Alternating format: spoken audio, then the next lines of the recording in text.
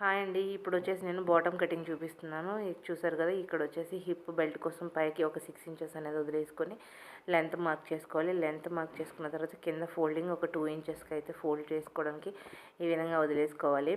ఇప్పుడు మనం కిస్తా రౌండింగ్ చూద్దాము. కిస్తా రౌండింగ్ కోసం వచ్చేసి నేను 9 ఇంచెస్, నార్మల్గా అయితే 10 పెట్టుకుంటున్నాను.